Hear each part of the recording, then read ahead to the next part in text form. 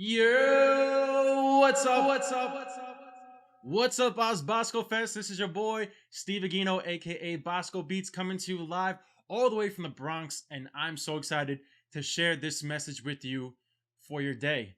Listen, St. John Bosco said that we need to be good Christians and honest citizens. And so today, we're going to talk about what it means to be a good Christian. But something I also want to remember is that St. John Bosco said, a house without music is like a body without a soul. So with that being said, there's one thing I got to do to start it off.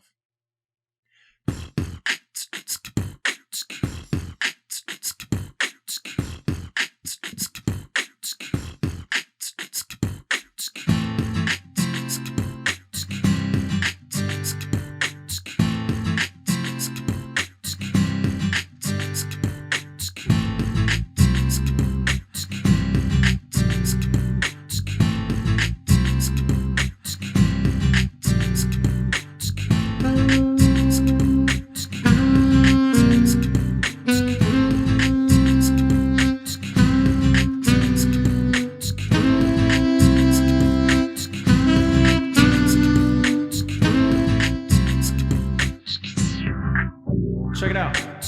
I'm Catholic, that means I'm universal. Try to practice what I preach, so but always got rehearsal, no reversal. Once I'm baptized from the beast, I've got my black eyes. Eyes of course I listen with my heart so I can minimize my worldly suffering. What the Lord's calling me to be. Can serve both God and mammon, hear it constantly. Infallibility, papal state for the Trinity. From my chest into the world, I praise his name until infinity. Beyond for light years, no buzz like a bumblebee. Just from your heart, from soul to flesh, you'll do it constantly. Lord Jesus Christ, because he has a funny tendency to help me through my days with his Eucharistic liturgy. Impatient people try to live fast and go through life, but they not ready, second guessing, checking twice. Pay the way through the pain, asking what's the price. Priceless, cause the mass is the ultimate sacrifice. Unless you nice is what he said, come and follow me. Escape the chains of slavery, join me in eternity. Blessings in life and free, I think that's a fallacy. Delivery is rap, but my demeanor's Christianity.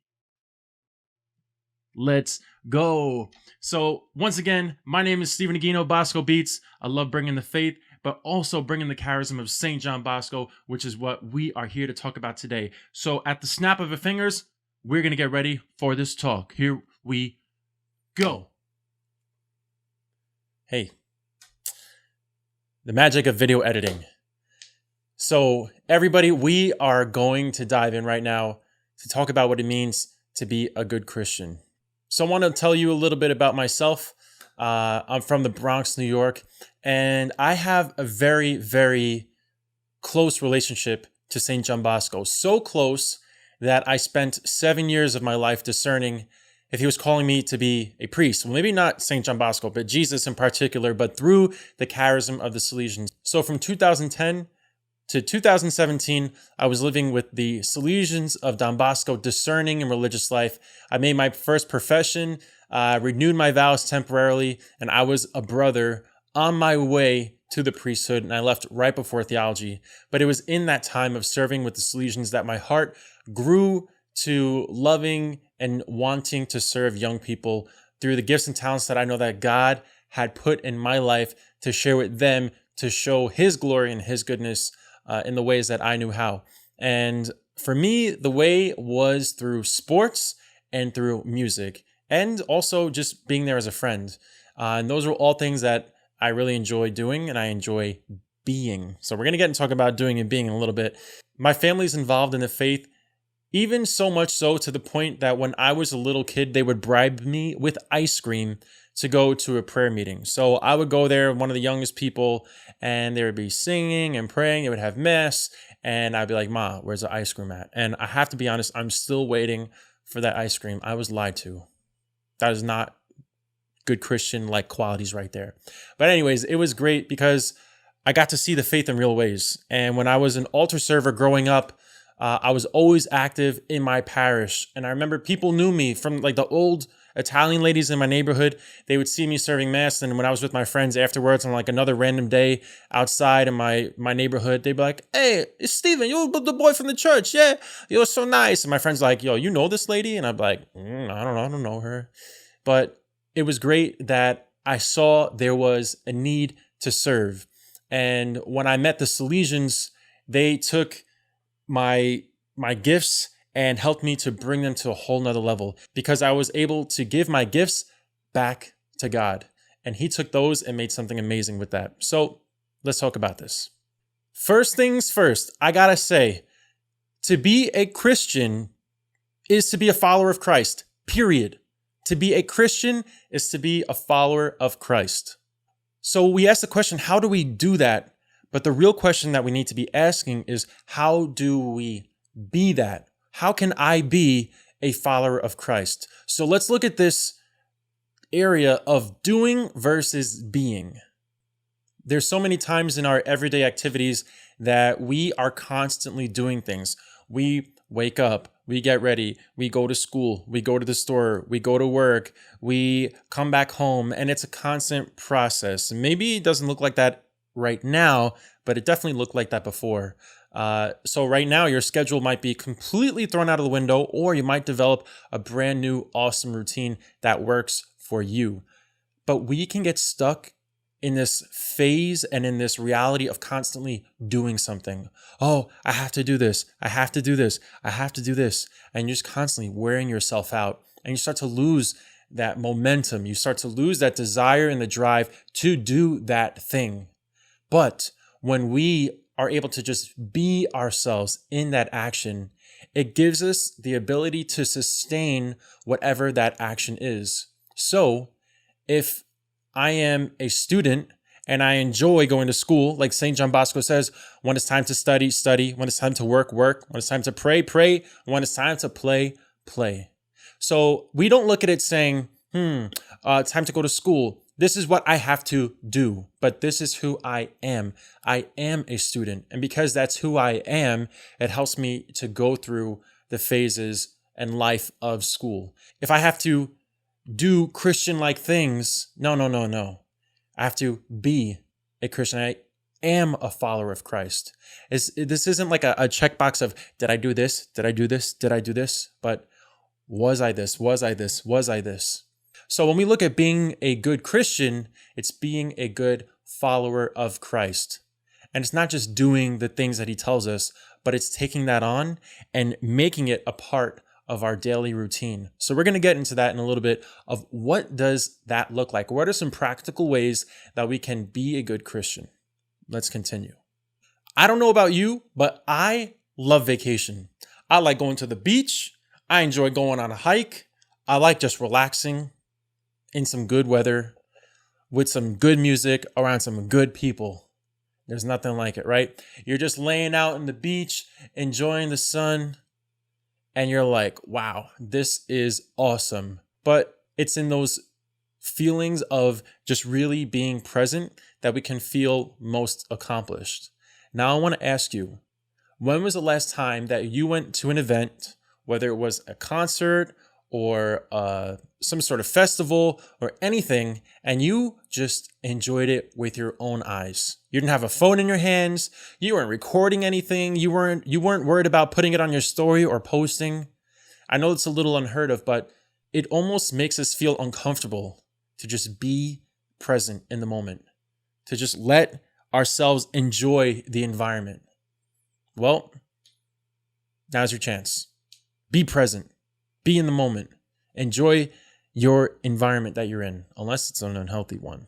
In really being in the present moment, that is where we are going to be able to experience God, because God is with us in every single present moment. When we let our moment or our present time get ruined because of something that happened 2 years ago or 2 months ago or 2 weeks ago, it takes our joy away. It takes our focus away from seeing God.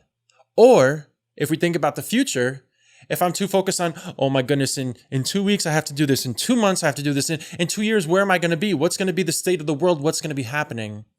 We are going to steal our own joy. And that is not what God wants for us. That is not the type of relationship he has. He doesn't want us to say, oh, I have to think about what I did back then. I don't know if I was really forgiven for that. Or I have to live in anxiety thinking about what might be happening in the future because it's not promised and I don't know where I'm at right now. We have to get rid of the worries. We have to get rid of our fears. And we have to invite God into that moment, because the greatest present that we can have is his presence. The greatest present that we can have is his presence. So how do we recognize his presence? How do we recognize God in the present moment with us? How do I make following Jesus a part of my everyday routine? Here's some practical ways. Gratitude, thankfulness, prayer, reflection, silence. Silence? That is not something that I am very good at. I've been on some partial silent retreats, and let's just say there were some not so silent retreats because I couldn't help but just talk. It's very difficult. But when we talk about gratitude, we are able to be in the moment, and this is all looking through the lens of being a good Christian, a good follower of Jesus Christ. Gratitude. We're able to say, God, thank you for today. I woke up today. I'm breathing. The sky is still there. The clouds are moving. Nature is beautiful. God, thank you. Seeing the good things around us and calling him out for the beauty in his creation. The second one, thankfulness. It lines right up with gratitude, being thankful for what we have. Even if we're in a bad situation, or even if we think we need more of something, whatever it is, that little bit that you have, thank God for that. Say, God, listen, I asked you for patience and I've only got this much left, but thank you. Thank you for this little bit of patience, because I know that if I give you this little bit, you will continue to sustain that. Jesus, if I think about you in prayer for just 1 minute a day, that 1 minute is going to sustain us. And that 1 minute might turn to 2, might turn to 3, might turn to 4, and so on. Then we think about reflection. Yes, there were those things that we worried about in the past. There are those things we worry about in the future. But if we reflect to see how God's hand is a part of our life and how he has brought us here into this moment, we can say, wow, I remember when I lost that job, or when I had that relationship go to the trash because something happened. God, you were there and you were with me and you brought me to where I'm at today. So even though we went through things that might have hurt us or might have put us in not so good of a place, we can realize where we're at now and say, God, I need you to continue walking with me. Make yourself present to me so that I can know that you're with me in this journey. Or we can be in a different place and be in a better place than we were in the past. Or God can put a desire in our heart and we can say, God, I want you to help me reach that goal. God, you put in my heart that you wanted me to be a speaker. You put in my heart that you want me to make music. You put in my heart that you wanted me to be creative. Inspire me. Inspire me with your words. Inspire me with your song. Inspire me with your creativity. Because we are not creative on our own, because he is the creator.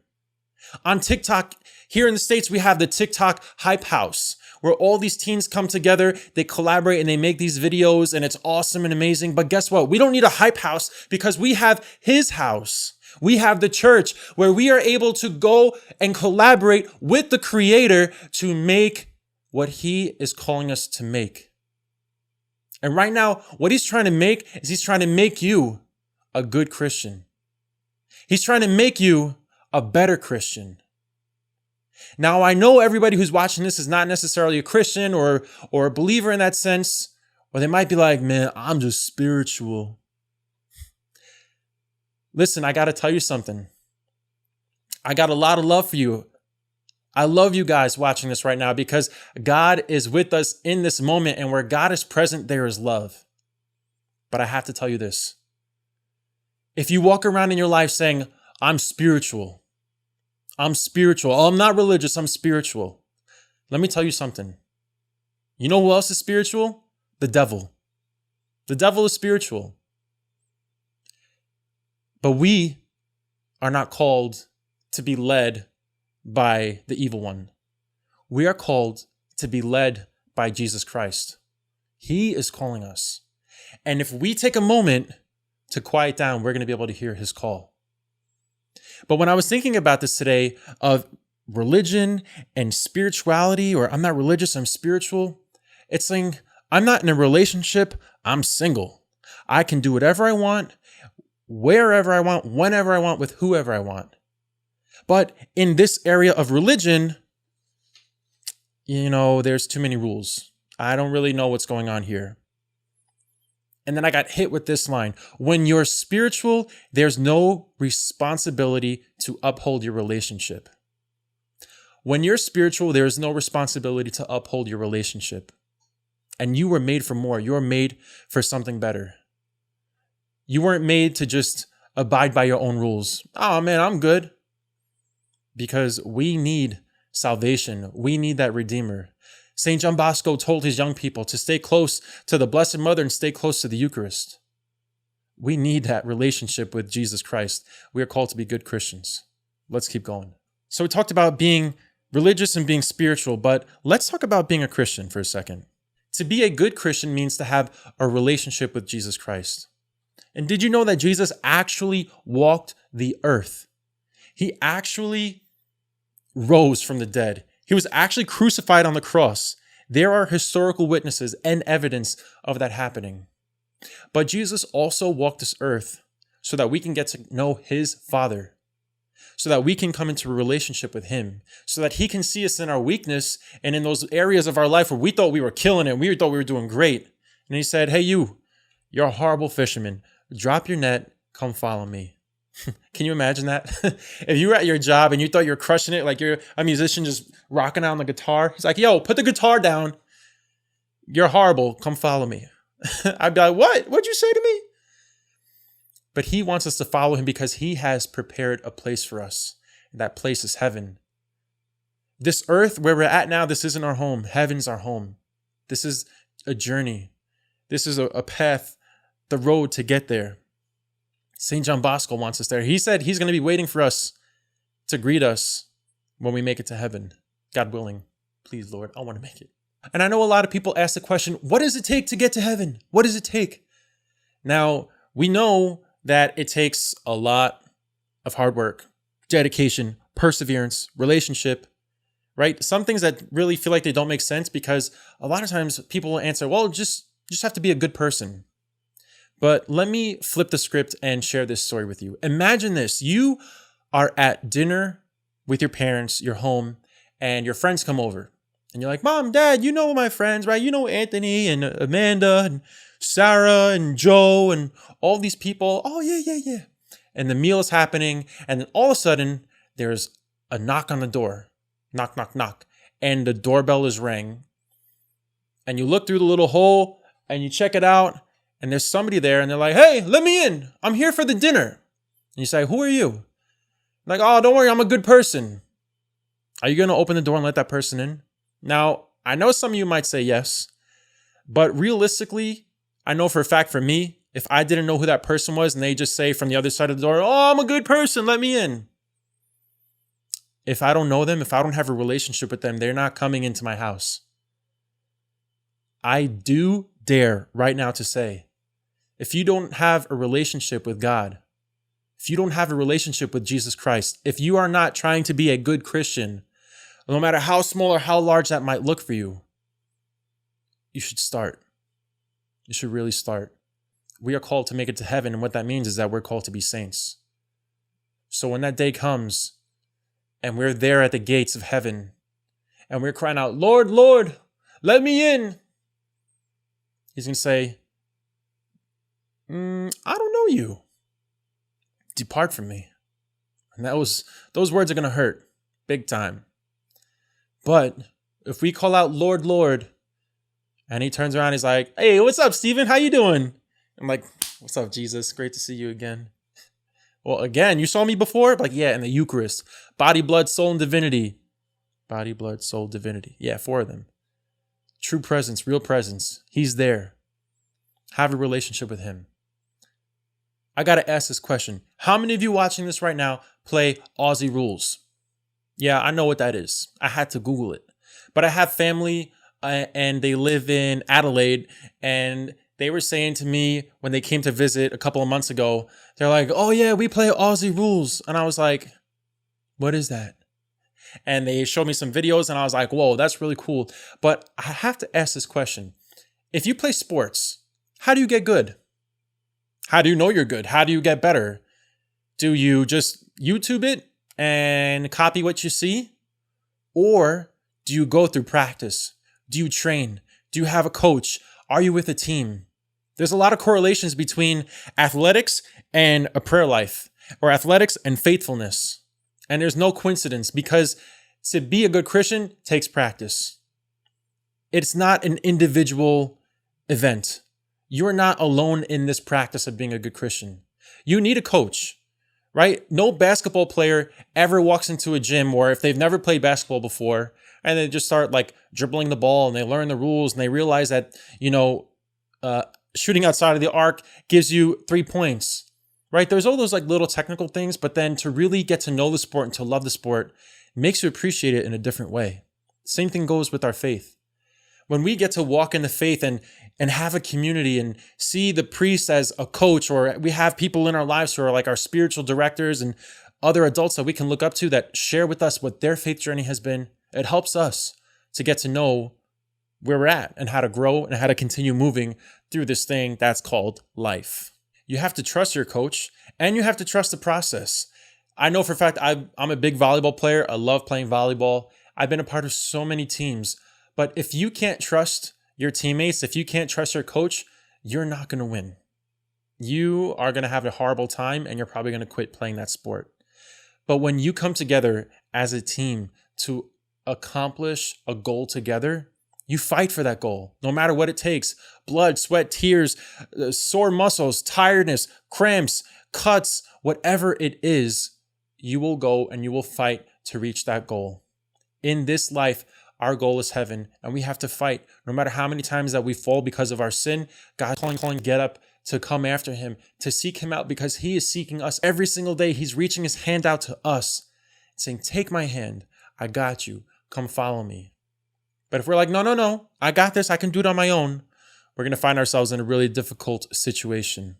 So when it comes to athletics, there's this phrase that I like to think about, and it's called compete until it's complete. I'm going to say that one more time.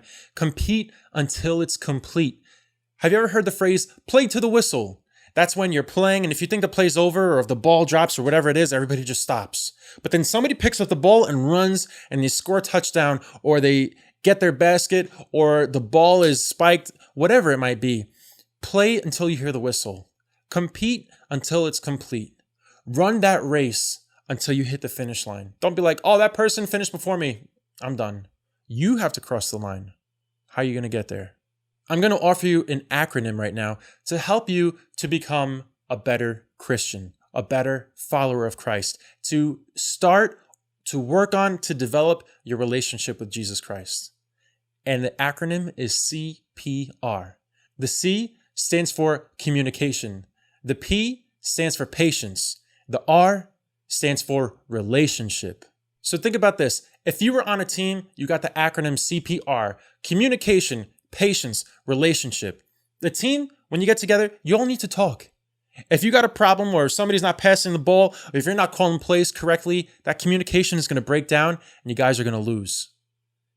In our faith, communication with God, that's prayer. We need to talk to God. We got to tell him what the plays are, because we think that we know what route we're running, but he's going to be telling us a different one sometimes, and it's going to be tough to listen to. Which brings us to the next letter, P, for patience. You got to be patient when you're on a team. You can't just say, bring me to the competition, I'm ready to go, because the reality is you might not be. So that brings us to trust. You had that communication, that prayer with God. Trust in him. Trust what he might be telling you. And it's not going to be this big booming voice that you hear of in movies, or people talking about, oh, this incredible experience they had, but it's going to come in those quiet voices. You might be in a situation and you might hear the words, talk to that person. Share how you're feeling right now. Raise your hand. Be the first person to break the ice. Those little words encourage us to become better Christians, because we don't know how we might be affecting somebody else's life. And that last aspect, relationship. If you're on a team and you're all friends, there's nothing like it. I've been on teams where we could not stand each other. And although it was fun to play the sport, there was nothing happening off of the court. But I have friends who I'm friends with today for over 15 years because of a team that we were a part of when we were younger, and we were all friends. And our coach helped us to develop that friendship. So what we're calling you to do is we're calling you for action. So you've been praying, you've been patient. Put that prayer and patience into action. Show people that you have a relationship, because that prayer and that trust is going to sustain that action, that relationship. It's not just about the doing, it's about the being. So when I'm able to say, I want to be a good Christian, yes, I want to do the things that require to be a good Christian, but I want to be a good Christian so that those actions flow through naturally.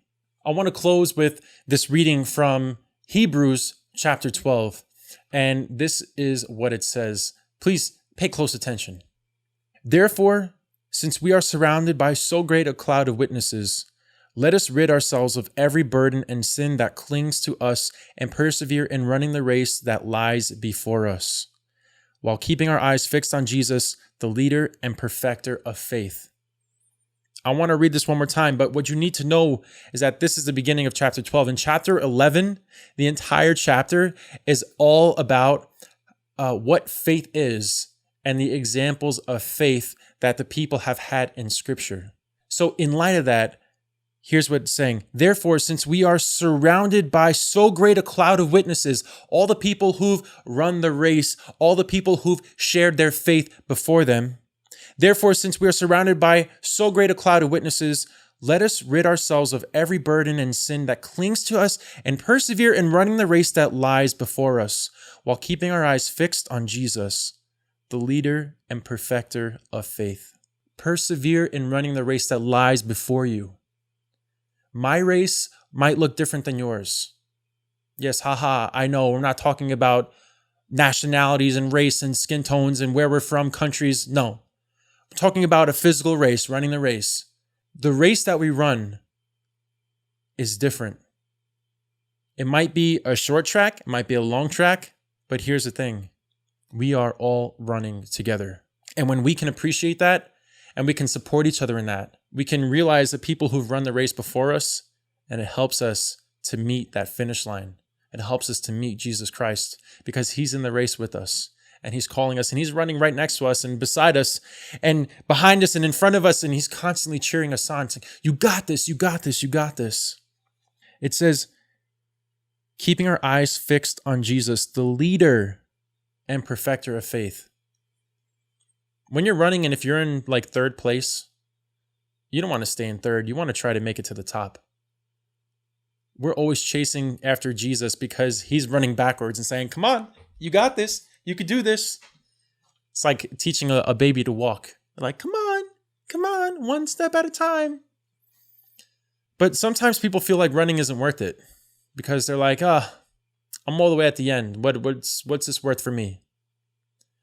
God knows who you are. God knows where you're at, and he knows the struggles that you have. But he also knows how you don't give up. He knows that the way that you are going through certain things is different than the way that other people are going through things. Some of us, he gives us a lot to deal with. Some of us, he gives us a little to deal with. But everything that God gives you, he wants to see what you're going to do with it. So those gifts, those talents, those treasures that you have, give them back to God. And use what you have to bring joy to other people's lives. St. John Bosco used all his gifts, all his skills, all his talents, all of his abilities, whether they were physical or mental, emotional, spiritual. He gave everything. He was a witness. He was a friend of the young and the poor. He's my friend. He's your friend. And he's trying to show us who Jesus is. He wants you to have a relationship with Jesus Christ today. He wants you to be a good Christian. So remember to have that communication, that patience, that relationship. Because there are other people who've gone before you to do it, and there are people who are going through it right now. So if you feel like you're alone and you don't know where to start, today's the day. Reach out, ask for help, trust the process, and know that God is good all the time, and all the time, God is good. Amen. Yeah, who said you can't be a saint? Boy, I think you can do it. Persevere, gotta push through it when you're feeling down. Gotta renew it, don't just lose it. Listen to music, life is a journey, no cruising through it. But there's holiness in the everyday, I know that I can prove it. Going to school, going to church, cooking some dinner, a job as a clerk, just keep it up. Do your duties well and let him do the work. You're a baby, you're a brother, you're a teacher, you're a mother, just keep it up. Do your duties well and let him do the work. Who says you can't? Who says you can't be a saint? Who says you can't